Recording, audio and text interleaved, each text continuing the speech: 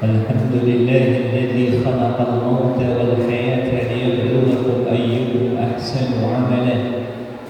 أشهد أن لا إله إلا الله وحده لا شريك له، وأشهد أن محمدا عبده ورسوله لا نبي بعده. اللهم صل وسلم وبارك على نبينا محمد وعلى آله وأصحابه أجمعين. Bapak Ibu yang dicintai oleh Allah Subhanahu wa Ta'ala, puja sekaligus puji syukur marilah kita panjatkan kehadiran Allah Azza wa Jalla yang sampai dengan hari ini masih berkenan melimpahkan kita kenikmatan yang luar biasa. Wabil khusus nikmat iman dan Islam, sungguh tidak ada kesempurnaan selain dari apa yang ditawarkan oleh Islam. Salawat beriring salam marilah kita sanjungkan kepada tuntunan kita, kepada tauladan kita baginda Nabiullah Muhammad sallallahu alaihi wasallam, yang malam ini kita akan mempelajari sirahnya, peringatan kelahiran Nabi sejatinya menjadi momentum untuk kita mengikuti ajaran-ajarannya, meneladani perjuangan beliau.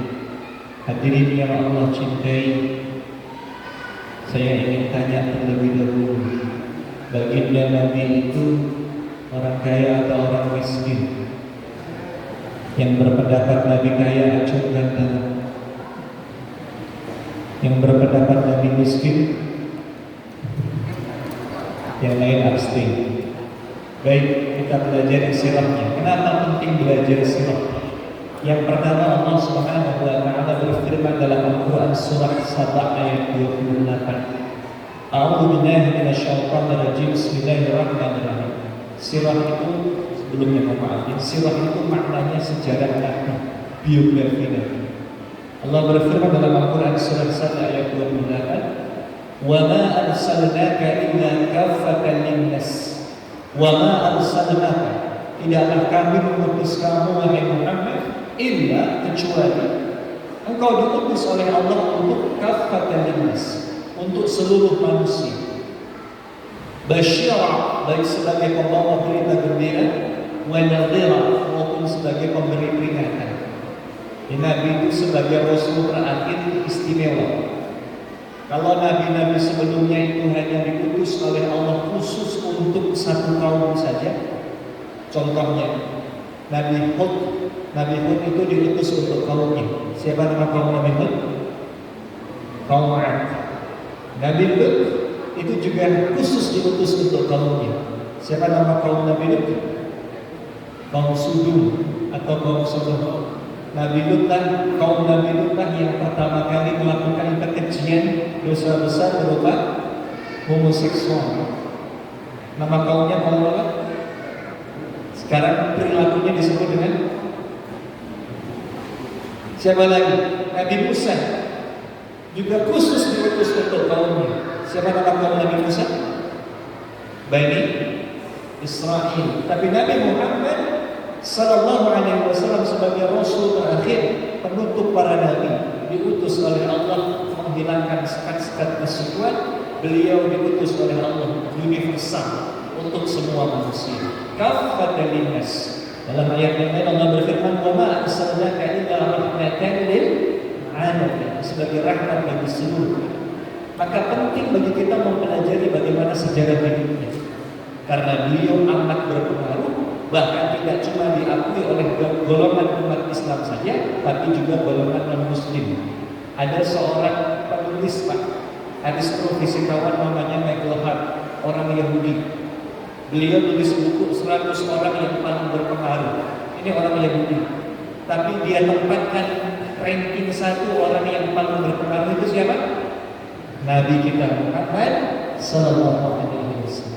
Baik, kita pelajari sirah. Nabi dilahirkan dalam keadaan kaya atau miskin? Yang jelas beliau yatim, lahir sudah tidak punya ayah. Siapa nama ayahnya? Abdullah bin Abdul Muttalib. Wafat sebelum Nabi lahir. Hanya punya ibu. Siapa nama ibundanya? Nama ibundanya Aminah binti Wahab. Ketika dilahirkan, sesuai dengan adat kebiasaan orang-orang Quraisy saat itu, mereka menitipkan anak-anak mereka untuk disusui di perkampungan. Siapa nama ibu susunya Nabi? Halimah. Halimah siapa? Halimatus Sa'diyah. Kenapa disebut Halimatus Sa'diyah? Nama belakangnya itu menunjukkan asal daerahnya. Halimah dari perkampungan Bani Sa'ad, maka disebut Halimatus Sa'diyah. Itu kan sampai sekarang dipakai oleh kebiasaan orang-orang Arab. Biasanya nama belakangnya itu menunjukkan asal daerahnya. Contoh, ada ulama besar pengarang kitab Al-Hikam. Sinten Pak asmane? Imam Ibnu Athaillah. Belakangnya apa? Belakangnya As-Sakandari. As-Sakandari makna itu dari mana asalnya? Dari Iskandaria. Di mana Iskandaria itu? Di Mesir. Pengarangnya kitab Fathul Bari Imam Ibnu Hajar Al-Asqalani. Dari mana asalnya? Al-Asqalani. Dari Asqalan, dari Palestina. Dan itu dipakai oleh para ustadz di Jakarta sekarang. Di Jakarta ada ustadz terkenal namanya Ustadz Suki Al-Buburi. Dari mana asalnya? Dari Bogor. Al-Buburi. Di Jogja ada gitaris Sheila on Seven. Namanya siapa? Sakti Sheila on Seven. Setelah hijrah namanya siapa? Ustadz Salman. Belakangnya apa? Salman Al-Jukjawi. Dari mana asalnya? Al-Jukjawi dari Jogja. Yang lucu kalau ada daerah namanya Samonan. Nanti kalau ada ustadz dari Samonan, belakangnya apa? As-Samoni. Lucu. Hadirin yang dicintai oleh Allah Subhanahu wa Ta'ala. Nah, pertanyaannya, apa alasan kenapa orang-orang Quraisy menitipkan anak-anak mereka untuk disusui di perkampungan? Kenapa enggak disusui sendiri? Karena enggak kita membaca. Apa alasannya? Kenapa orang Arab, orang Quraisy punya kebiasaan? Karena mereka ini agar anak-anak mereka bisa berbahasa Arab dengan fasih, berbahasa Arab dengan Arab yang asli, yang fasih, bahasa Arab fusha. Kenapa? Karena Mekah itu kota besar. Kalau kota besar itu biasanya terjadi pertemuan berbagai macam suku bangsa. Dan biasanya kalau di kota besar bahasanya menjadi rusak karena pertemuan berbagai suku bangsa. Campur-campur bahasa. Contohnya Pak, kira-kira bahasa Jawa yang masih digunakan saat ini dalam kehidupan sehari-hari, dari Momo, Kromo, Madio, Kromo, Inggil, itu masih dipakai di Sleman apa di Bedoyo Gunung Kidul sana? Pertanyaannya, apakah anak-anak yang lahir di kota Jogja sekarang bisa masih berbahasa Jawa? Padahal asli pakai sok, asli orang Jogja, anak Jogja, tapi tak bisa bahasa Jawa. Kenapa? Karena di kota Jogja terjadi pertemuan banyak suku bangsa, bahasanya campur. Tapi bedakan dengan anak-anak yang besar di pinggiran, di perkampungan, di Gunung Kidul, di Bedoyo, di mana lagi Sabtosari, itu anak-anaknya bisa berbahasa Jawa dengan fasih. Kenapa? Masih mempertahankan adat tradisi. Nah, mereka ingin agar anak-anak Quraisy itu bisa berbahasa Arab dengan fasih, berbahasa Arab dengan bahasa yang asli. Maka dititipkan anak-anaknya di perkampungan. Selain itu juga udaranya sejuk. Perkampungan Bani Sa'ad itu arahnya ke Taif, pegunungan. hawanya dingin, sejuk. Singkat cerita, umur 6 tahun, Nabi diajak oleh ibunda kandungnya Aminah binti Wahab untuk ziarah ke makam ayahnya. Ayahnya wafat di Yathrib, sekarang jadi Madinah. Sehingga beberapa hari di Yathrib, diajak pulang ke kampung, diajak pulang ke Mekah. Jarak dari Mekah ke Madinah itu sama dengan jarak dari Jogja Jakarta. Dulu belum ada bis, belum ada sepur, adanya apa? Unta. Ibundanya sampai di pedesaan namanya wilayah Abwa, perkampungan namanya Abwa. Beliau demam tinggi, panasnya luar biasa dan akhirnya wafat. Nabi umur 6 tahun sudah tidak punya bapak, tidak punya ibu, yatim piatu. Tapi orang Jawa bilang bocah sing uripe kulino apa? Rekoso, terbiasa hidup susah. Biasanya hidupnya lebih tangguh. Nabi tangguh. Setelah ayah ibunya wafat, Nabi diasuh oleh siapa lagi? Sinten? Sebelum pamannya Simbah dulu. Sinten asmanipun simbahnya Nabi? Abdul Muttalib. Berapa tahun diasuh oleh Abdul Muttalib? 2 tahun, karena Nabi umur 8 tahun simbahnya meninggal.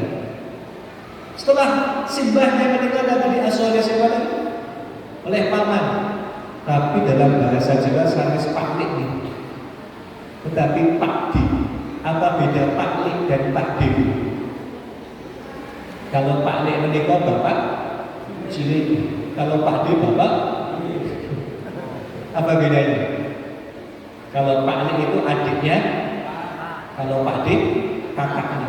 Nabi tidak punya paklik, Nabi punya hanya pakdi. Abdul Muttalib itu gagal 10 orang anak laki-laki. Yang pertama namanya Khalid, sampai yang ke-10 namanya Abdul. Pertanyaannya, Nabi diasuh oleh pakde yang mana? Kan ada banyak pakdenya Nabi. Ada 9. Nabi diasuh oleh pakde yang jika dibandingkan dengan pakde yang lain bukan pakde yang dari golongan kaya. Siapa namanya? Abu Talib. Padahal ada pakde yang lebih kaya, namanya Abdul Uzza, atau yang lebih beken, lebih dikenal dengan sebutan Abu Lahab. Abu Lahab menikah pakdenya Nabi, tapi begitu keponakannya mendakwahkan kalimat tauhid la ilaha illallah, berbalik jadi musuhnya Nabi. Nabi diasuh oleh pakdenya Abu Talib, sadar diasuh oleh pakde yang bukan orang kaya. Nabi berusaha mandiri. Pertanyaannya, apa usahanya Nabi sewaktu masih muda? Nomor Pak. Yang pertama, menggembala kambing. Yang kedua, berdagang. Ini 2 aktivitas yang penuh dengan nilai leadership, kepemimpinan. Kita bahas dulu menggembala. Hadirin yang dicintai oleh Allah, baginda Nabi Allah Muhammad Sallallahu Alaihi Wasallam menikah mengandikan dalam satu hadis. Beliau bersabda, "Ma ba'athallahu nabiyyan, ma ba'athallahu nabiyyan." Tidaklah Allah mengutus seorang nabi illa kecuali ra'al ghanam. Dia pernah menjadi penggembala kambing. Di setiap nabi pernah jadi penggembala. Sebut siapa nabinya? Nabi Musa pernah menggembala kambing. Ketika Nabi Musa lari ke Madian, bertemu dengan tokoh Madian, diamanahi untuk menggembalakan kambing-kambingnya. Siapa lagi? Nabi Isa. Bahkan dalam Bible, dalam kitab Injil, sampai sekarang umat Nabi Isa diistilahkan dengan istilah apa Pak? Domba-domba ya. Kenapa? Karena Nabi Isa pernah jadi penggembala. Termasuk Nabi Muhammad Sallallahu Alaihi Wasallam pernah jadi penggembala. Pertanyaannya, apa hikmah? Kenapa setiap nabi sebelum diutus menjadi nabi sama Allah dilatih dulu jadi penggembala kambing, ditarbiyah dulu jadi penggembala kambing? Bapak Ibu sampun nate perso bocah anak apa pekerjaannya? Apa hikmahnya? Kenapa setiap kali jadi penggembala? Dalam bukunya Profesor Dr. Muhammad Syafi'i Antoni, judulnya Muhammad the Super Manager, dibahas tentang hikmah penggembalaan kami. Ada beberapa nilai dari hikmah penggembalaan. Yang pertama itu nilai pathfinding. Pathfinding itu maknanya mencari ladang gembalaan yang subur agar hewan-hewan ternaknya bisa makan dengan kenyang. Basa Jawa ini pun ngarit. Apa hikmahnya? Besok ketika jadi pemimpin harus bisa memastikan rakyat yang dia pimpin tidak ada yang menderita, tidak ada yang kelaparan, semua harus tercukupi kebutuhannya. Hikmah yang kedua, directing. Directing itu artinya mengarahkan. Orang Jawa bilang itu giring. Apa hikmahnya? Besok ketika menjadi seorang pemimpin harus bisa memberikan arahan yang positif, harus bisa memberikan arahan yang benar kepada rakyat yang dipimpinnya. Hikmah yang berikutnya itu protecting. Apa protecting? Melindungi. Orang Jawa bilang itu jogo. Apa hikmahnya? Besok ketika jadi seorang pemimpin harus bisa memastikan rakyat yang dia pimpin terjaga, terlindungi, tidak boleh ada yang tersisa. Dan hikmah yang terakhir yang keempat adalah reflecting, merenungi proses penciptaan alam semesta, karena sebagian besar aktivitas bocah Amon, anak penggembala itu dilakukan di luar rumah. Bapak Ibu sahabat nanti perso ada bocah Amon dalam rumah? Belum pernah? Maka dia melihat tanda-tanda kekuasaan Allah, pergantian malam dan siang silih berganti. Allah berfirman, Inna fi khalqis samawati wal ardi wa ikhtilafil laili wan nahari la ayatin li ulil albab. Sungguh dalam penciptaan langit dan bumi, pergantian malam dan siang, terdapat tanda-tanda kebesaran Allah bagi orang-orang yang memiliki akal, bagi mereka yang berpikir. Maka orang-orang yang pernah mengalami aktivitas alam kambing itu punya nilai plus, nilai lebih yang tidak dimiliki oleh orang-orang yang belum pernah angon kambing. Kira-kira sifat apa? Nopo Pak? Sabar. Loh kok sabar dulu ya? Terbiasa berinteraksi dengan makhluk Allah yang sulit diatur dan tidak paham bahasa manusia. Kalau manusia paham bahasa manusia, Bapak Ibu monggo berdiri, paham berdiri. Tapi kalau kambing belok kanan, kambing belok kiri, apa jawab kambing? Susah. Maka sebelum memimpin manusia, latihan sabar dulu mimpin kambing. Kenapa? Karena besok ketika memimpin manusia, biasanya manusia itu lebih sulit diatur daripada,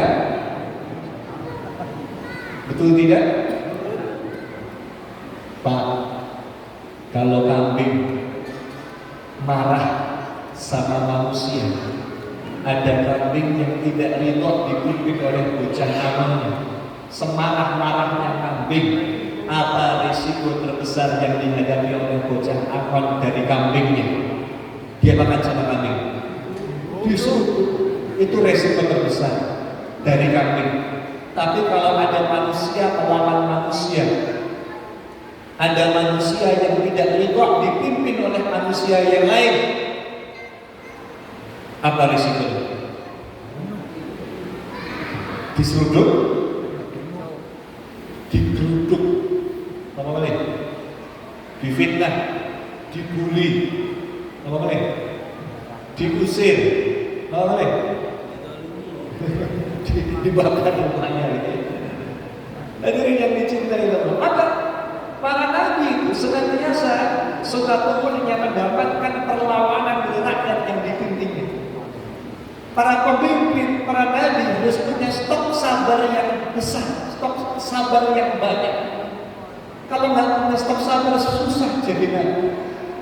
Maka sebelum jadi pemimpin, sebelum didaulat jadi nabi, latihan sabar dulu. Dengan cara apa? Dengan cara menjadi bocah anak, menjadi penggembala. Maka dalam tradisi budaya Jawa pun demikian. Dalam tradisi budaya Jawa, pemimpin seringkali disimbolisasi dengan karakter apa? Bocah anak. Nah, orang Jawa itu suka dengan makna simbolis. Dakwah di masa lampau disampaikan dengan bahasa simbol. Karena orang Jawa itu susah diajak bicara vulgar. Orang Jawa kalau langsung to the point itu anggapnya salah. Maka dakwah pun juga disampaikan dengan makna simbolis karena nggak suka dengan bahasa yang langsung. Banyak sekali budaya Jawa yang akar simbolisnya dari ajaran Islam, termasuk syair yang diciptakan oleh Kanjeng Sunan Kalijogo tentang perkembangan Islam di masa lampau dan karakter pemimpin. Syairnya apa? Apa boleh Pak? Lir ilir. Ibu-ibu apa lir ilir? Kalau hafal, marilah kita syairkan bersama-sama. Setunggal karya itu. Lir ilir, lir ilir, amru bimusumir, tak sentuh. Jahanam, jahanam, penek mau blimbing kuwi, lunyu-lunyu penek no kanggo basuh. Tetiro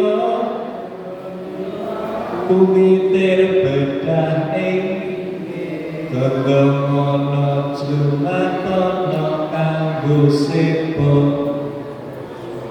Mumpung padang, mumpung jembar,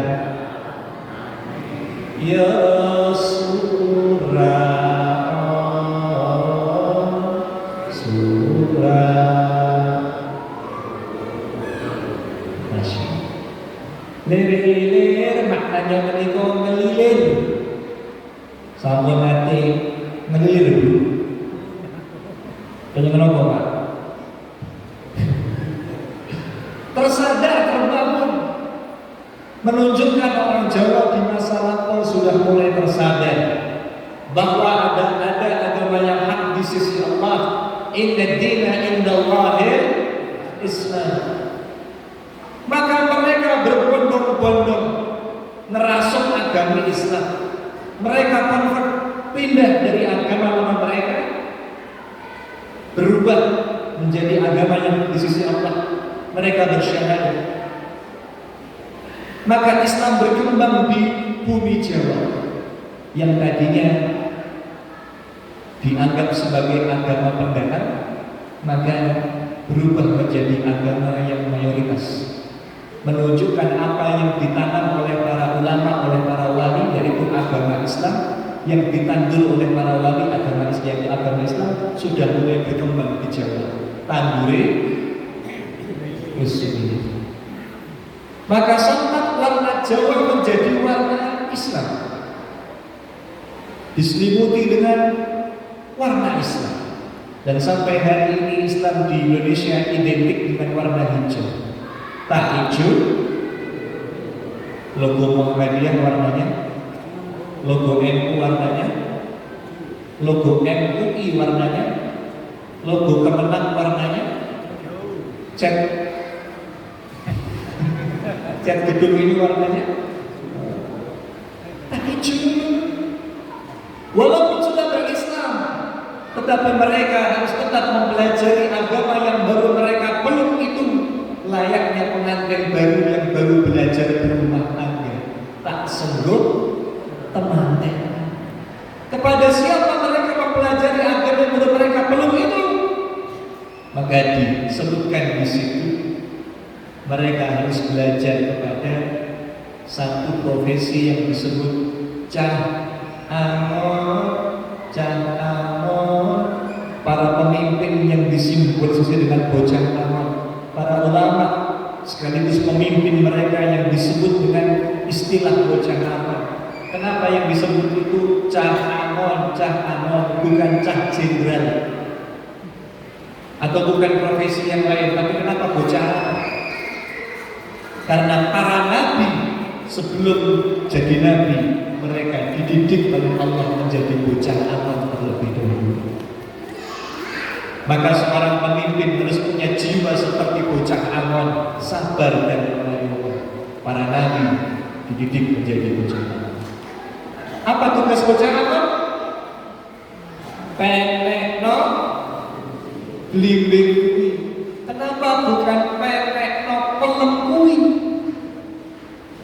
Kenapa bukan penekno kambil kuwi, tapi kenapa penekno?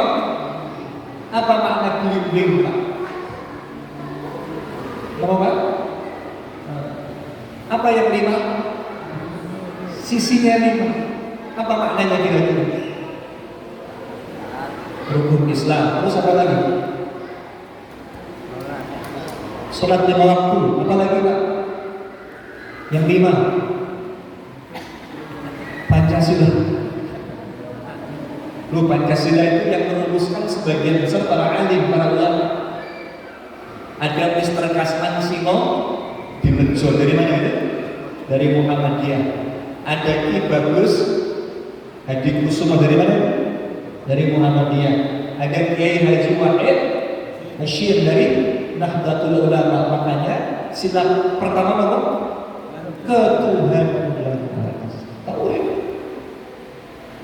Maka blimbing simbolisasi saripati daripada ajaran agama Islam yang bergerigi 5 itu harus dipanjat oleh bocah Anon, diperas saripatinya agar dengan Islam itu bocah Anon bisa giring mereka yang dipimpinnya menuju ridha Allah Subhanahu wa taala, agar dengan blimbing saripati ajaran Islam yang bergerigi 5 itu si bocah Anon itu bisa jogo yang dipimpinnya dari berbagai arah bahaya, dari berbagai hal-hal yang bisa mendatangkan murka Allah Subhanahu wa taala.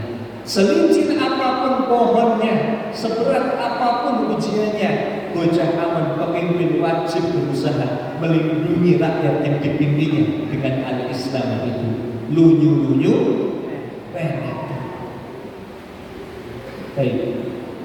Ini kalau sampai Yusura Al-Sulah nggak selesai sampai.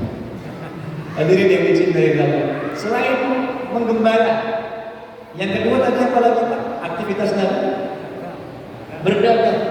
Bahkan yang umur Nabi yang ketika itu masih 12 tahun, Nabi memberanikan diri untuk minta izin sama Pak D agar bisa diajak berdagang.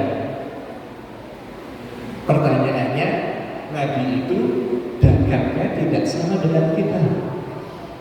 Nabi itu sukunya suku apa? Suku Quraisy. Apa kebiasaannya orang Quraisy? Li'ila Quraisy ila fihim rihlah. Orang Quraisy itu punya ilah. Apa ilah? Ilah itu bermakna ciri khas atau karakter. Karakternya orang Quraisy itu apa? Ila fihim rihlah. Berpergian. Rihlat asy-syita'i was-sayf, baik di musim dingin maupun di musim panas. Sepanjang musim orang Quraisy itu dagang, berpergian dalam rangka mencari nafkah. Kalau musim panas ke Syam, kalau musim dingin ke Yaman.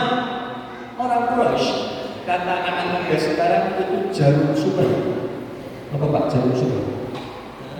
Jarak di rumah suka pergi. Jago rantau. Sampai di sini saya mau tanya dulu, apa hikmahnya? Kenapa Islam itu Allah turunkan di Quraisy, tidak Allah turunkan di pinggir? Dari ciri khasnya orang Quraisy yang suka pergi itu, kenapa Islam Allah turunkan di Quraisy?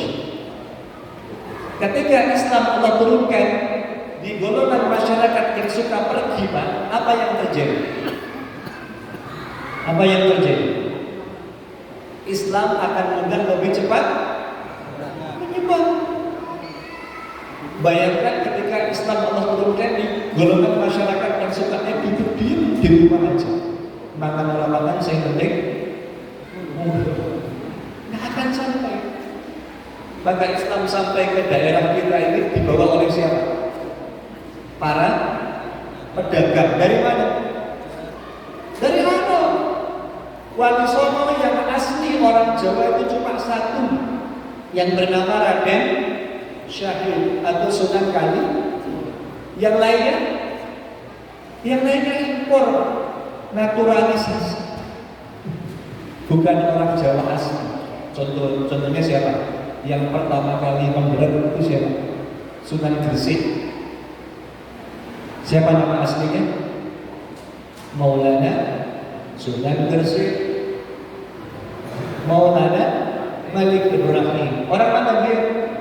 Beliau orang Azerbaijan. Contoh yang lain, Sunan Kudus. Ada orang Kudus? Dari mana Sunan Kudus itu?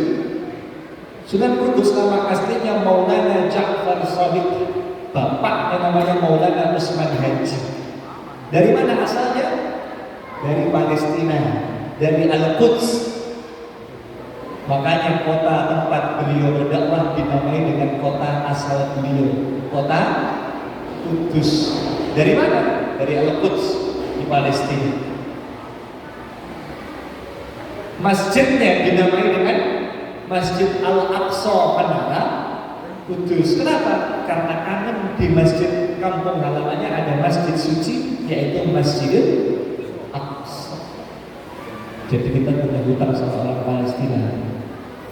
Kalau bukan karena Sunan Kudus datang itu mungkin kita belum berislam.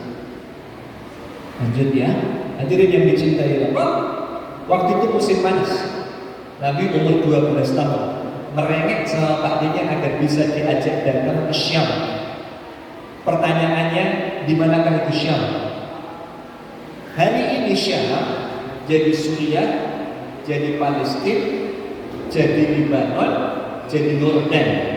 Dulu 4 negara ini masuk dalam wilayah yang disebut dengan Syam. Pertanyaannya, berapa jarak dari Mekah ke Syam? Kalau lihat Google Maps, jarak dari Masjidil Haram di Mekah ke Al-Aqsa itu kurang lebih jaraknya 1.500 kilo. Itu dari minggir mana? Saya dulu pernah diberikan Allah kesempatan naik pesawat dari Bandara King Abdul Aziz di Jeddah, terbang menuju Jordan, direct flight. Kalau kita mau masuk ke kompleks Al-Aqsa, kita melewati perbatasan namanya Jembatan Al-Bayn. Naik pesawat direct flight dari Jeddah menuju Jordan itu butuh waktu kira-kira 2 jam 30 menit, 2,5 jam. Pertanyaannya, dulu Nabi naik apa? Kalau naik unta berapa jam? Hitungannya bukan jam, hitungannya berbulan-bulan. Nabi Isra Mi'raj sama orang lulus kan dikatain, Muhammad, kok bisa-bisanya kamu dari Masjidil Haram ke Al-Aqsa bolak-balik cuma berapa? Semalam. Naik unta paling cepat saja butuh waktu sebulan berangkat dan sebulan pulang. Itu unta paling cepat. Nabi ini dagang tidak cepat-cepatan. Jaraknya 1.500 kilo. Naik apa? Unta. Umurnya berapa tahun? 12 tahun. Terus sekarang kelas berapa? Kelas 6 SD. Bayangkan Pak, anak umur 6 SD, umur 12 tahun harus menembus ganasnya gurun pasir dari terontang. Pak D-nya wajar kan khawatir, tapi karena keponakannya menunjukkan sifat kemauan kerasnya, akhirnya menunjuk juga hati Pak D. Diajaklah ini keponakannya untuk berdagang, memulai karir sebagai seorang pedagang di umur 12 tahun. Disinilah kemampuan Nabi terasah. Yang pertama, yang terasah kemampuan fisiknya kuat, terbiasa pergi jauh, jaraknya ribuan kilo. Yang kedua, terasah kemampuan berkomunikasi, ketemu banyak orang, harus pandai membuat orang tertarik dengan apa yang beliau bawa. Kelak akan bermanfaat ketika beliau menjadi seorang nabi, membuat orang tertarik dengan ajaran yang beliau bawa. Yang ketiga, kemampuan apa lagi? Kemampuan bisnisnya, pengalamannya luar biasa. 12 tahun sudah berdagang, jaraknya jauh. Ditambah Nabi punya sifat yang menjadi model pertamanya seorang pedagang. Apa pedagang, Pak? Dalam sebuah teori dikatakan the first capital in business is not money. Modal pertama jadi seorang pedagang itu bukan uang, but akan tetapi trust, dapat dipercaya, plus kompetensi dan kemampuan yang memadai, kemampuan lebih dalam berdagang, kompetensi. Nabi punya dua-duanya, trust, dapat dipercaya. Apa julukannya Nabi sewaktu masih muda? Al-Amin. Al-Amin artinya orang yang amanah, dapat dipercaya. Yang kedua, kompetensi, kemampuan, pengalaman. Nabi sudah dagang sejak usia 12 tahun. Kalau dihitung lebih lama mana? Lebih lama Nabi jadi pedagang atau lebih lama beliau jadi Nabi? Nabi jadi pedagang berapa? 12 tahun.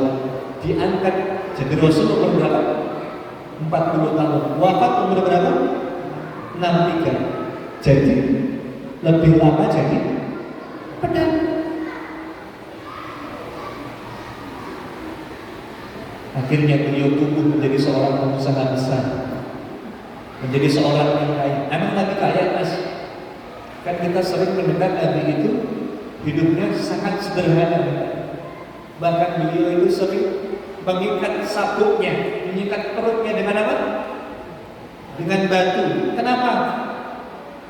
Untuk ganjel lapar. Bahkan kalau Nabi, mohon maaf, berbaring di pembaringannya itu nyeplak. Apa bisa sebutnya nyeplak? Ada bekas dari pelepah kurma. Sederhana sekali. Tapi walaupun hidupnya sederhana, apakah hal ini menunjukkan Nabi itu miskin? Yuk kita lihat datanya, kita lihat silapnya. Dalam bukunya Profesor Dr. Muhammad Syafi'i Antoni, beliau menghimpun dari berbagai kitab sirah, di antaranya Sirah Ibnu Hisham dan Sirah Safirah al-Mubarakuni Ar-Rahim al-Mahdum. Mahar Nabi nikah umur berapa? Nabi nikah umur berapa? 25. Tapi 25 tahunnya Nabi sama kita sama atau beda? Kalau sama di mana samanya, kalau beda di mana beda? Nabi itu perhitungan bulannya pakai apa? Kalender Komariah, perputaran bulan, atau kalender Masehi, kalender Hijriah. Sementara kita itu pakai perhitungan matahari, kalender Syamsiah atau Masehi. Kalau kalender Hijriah, sebulan paling banyak berapa hari? 30. Kita kan kalau puasa maksimal 30 hari. Tapi kalau Masehi, sebulan berapa hari maksimal? 31. Jadi sama atau beda? Beda. Di 25 tahunnya Nabi versi Hijriah, versi Masehi, mohon maaf, itu boleh jadi umurnya baru 24 tahun kalau dihitung dengan cara Masehi. Tapi berapa mahar atau mas kawin yang diberikan kepada istri yang bernama siapa? Khadijah binti Khuwailid, istri pertamanya. Ada yang tahu berapa mas kawinnya? Halo Ibu? Ditulis di buku itu jumlah mahar Nabi kepada Khadijah binti Khuwailid adalah 20 ekor unta ditambah 12,5 ukiah atau 12,5 ons emas. Saya ulangi, 20 ekor unta ditambah 12,5 ons emas. Banyak atau sedikit? Untuk mengetahui banyak atau sedikitnya, yuk rupiahkan bareng-bareng. 1 ekor unta hari ini berapa? Pak Agus yang biasa ngurusin haji, 1 ekor unta harganya di Mina pinter Pak, kalau nggak pas musim haji 25 juta. Dapat Pak 25 juta? Umpamanya 25 juta unta yang musim sudah poel, layak sembelih. Yang paling murah kalau harganya, kalau nggak pas musim haji, tadi saya googling itu harganya kurang lebih 25 juta. Umpamanya unta tadi, unta yang paling murah yang harganya 25 juta dikali berapa ekor? 20 ekor berapa ya? Pinter Bu? 500 juta setengah. Itu baru untanya. Tadi masih ada berapa jumlah emasnya? 12,5 ons. 12,5 ons menika pinten gram? Sekilo pinten gram? Sekilo pinten gram? 1000 gram. Sekilo pinten ons? 10 ons. Kalau sekilo 10 ons dan sekilo 1000 gram, berarti 12,5 ons pinten gram? Itu. Pinten? 1250 gram. Terus nih, hari ini harga emas per gram di pasar John pinten Bu?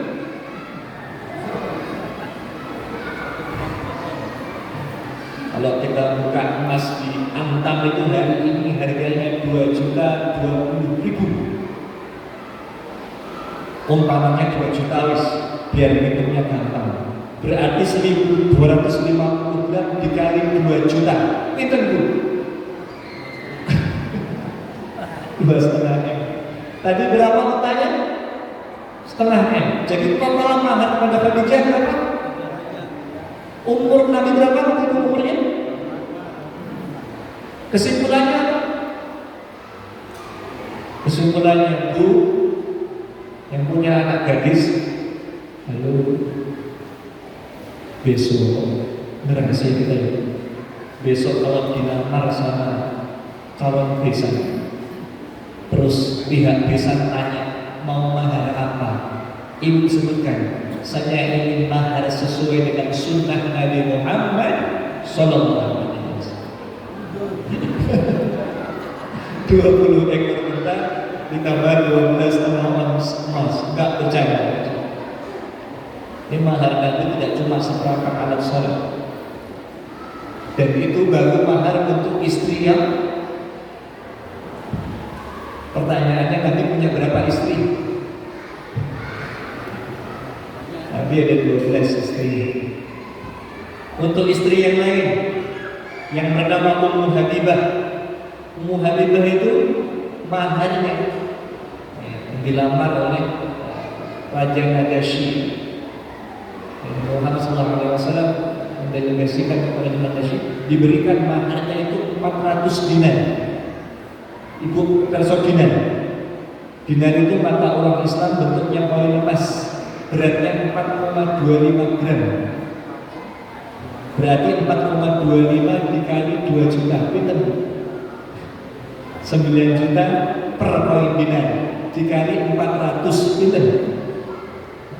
Masya Allah. Nabi itu super. Tapi walaupun Nabi kaya, Bapak Ibu pernah tidak melihat Nabi meninggalkan rumah yang mewah? Kemana warisan Nabi yang emas berkilo-kilo itu? Kenapa Nabi tidak pernah memperlihatkan kekayaannya? Bahkan ketika Nabi wafat pun, ketika haji wajib, haji penghabisan, Nabi itu membawa hadiah kesembelihan jumlahnya 63 ekor unta. Kaya. Dari mana? Jatah ghanimahnya Nabi, pasang perang Nabi, untuk Nabi itu Tapi kok Nabi hidupnya sederhana sekali? Karena Nabi berhasil mentransfer seluruh hartanya dari rekening dunia ke rekening akhirat. Ada anggapan bondo itu buatan digowo kalah. Harta kita itu bisa dibawa mati. Caranya gimana? Ya, ditransfer dulu ke rekening akhirat, dipakai untuk hal-hal yang baik, menjadi amal jariah, menjadi sedekah jariah. Jangan sampai kita simpanan dunia itu banyak, tapi nggak sempat ditransfer ke rekening akhirat, sehingga pulang tidak membawa apa-apa. Besok ketika butuh tarik nggak bisa tarik. Kenapa? Karena hartanya ketinggalan di dunia, belum sempat ditransfer ke akhirat. Maka hadirin yang dicintai oleh Allah Subhanahu wa Ta'ala, saat menikah sampun setengah sedus. Hadirin yang dicintai oleh Allah Subhanahu wa Ta'ala, apa hikmah yang bisa kita ambil? Jangan menempatkan Nabi hanya di masjid, tapi kita melupakan bagaimana kemudian Nabi itu di rumah, bagaimana kemudian Nabi itu di pasar, bagaimana kemudian Nabi itu memperlakukan hartanya, bagaimana kemudian Nabi itu memimpin pemerintahannya, bagaimana kemudian Nabi itu memimpin peperangan. Apa yang kita bahas malam ini baru sebagian kecil dari samudra panjang kisah hidup beliau yang menjadi teladan untuk kita semua. Maka Nabi itu umur 40 tahun, Pak, sudah lagi tidak mikir uang, sudah kaya. Istrinya Khadijah binti Khuwailid lebih kaya, karena dulu pernah menjadi sahibul mal, menjadi investornya baginda Nabi Muhammad sallallahu alaihi wasallam. 40 tahun tidak lagi mikir uang, tidak mikir dunia, tapi mikir umat. Bertahan di Gua Hira, mendapatkan wahyu, Iqra, didaulat menjadi seorang nabi. Terus umur 60 tahun sudah bisa menguasai Jazirah Arab. Jazirah Arab tunduk kepada beliau. 63 tahun wafat, meninggalkan legacy, meninggalkan peradaban yang begitu luar biasa. Namanya dikenang sampai hari ini. Namanya disebut sehari semalam 5 kali dalam azan. Asyhadu anna Muhammadar Rasulullah. Pertanyaannya, besok kita, jangan besok ya, pertanyaannya kepada ibu yang dicintai oleh Allah, Nabi dilahirkan dalam keadaan miskin, 6 tahun yatim piatu. Pertanyaannya, Nabi 12 tahun sampai mana, Pak? Nabi 12 tahun sampai mana, Pak? Sampai Syam. Kita 12 tahun sampai mana? Nabi 25 tahun menikah, maharnya berapa? Kita 25 tahun sampai mana? Kita menikah, maharnya berapa? Nabi 40 tahun didaulat, mikir umat, tidak lagi mikir harta. Kita 40 tahun sampai mana besok? Nabi 60 tahun berjuang, Jazirah Arab tunduk pada beliau dalam kibaran bendera Islam. Kita 60 tahun sampai mana? Nabi 63 tahun wafat, dikenang namanya hari. Kita besok wafat, dikenang sebagai apa? Sebagai siapa? Jangan-jangan hanya dikenang di Batu Nisan. Nizam Zulfikar lahir tahun sekian, wafat tanggal sekian, tahun sekian, selesai. Tidak ada jasa yang dikenang, tidak ada amal jariah yang hidup setelah itu. Usia biologis, Pak, itu boleh pendek, tapi usia amal soleh itu bisa panjang. Usia biologis Nabi cuma 63 tahun, tapi usia jasanya hari ini Jenderal Sudirman, mantan Diskul Wakil, jenderal besar, umur biologisnya nggak sampai 40 tahun karena kena TBC. tapi usia jasanya hari ini masih bisa diterima. Maka hadirin yang dicintai oleh Allah Subhanahu wa Ta'ala, biasanya kalau sudah minum Anda sudah kemana-mana. Hadirin yang dicintai oleh Allah, baik, demikian. Biasanya penceramah itu banyak bicara, banyak salahnya. Tapi kalau jamaah yang mendengarkan biasanya banyak mendengarkan, banyak lupanya plus gantuknya. Yuk kita buktikan. Tadi Nabi, siapa nama ibu susunya? Siapa nama ibu susunya? Oh, betul kan, lupa. Halimah Sa'diyah. Kemudian umur berapa Nabi dagang? 12 tahun. Kemana? Syam. Terus Nabi nikah umur berapa? Berapa mas kawinnya? Siapa nama istrinya yang pertama? Alhamdulillah, berarti masuk. Demikian yang menyampaikan seorang manusia biasa yang tidak luput dari salah dan dosa. Mohon maaf atas segala salah dan khilaf. Wabillahi taufiq wal hidayah. Assalamualaikum warahmatullahi wabarakatuh. Saya kembalikan kepada pembawa acara.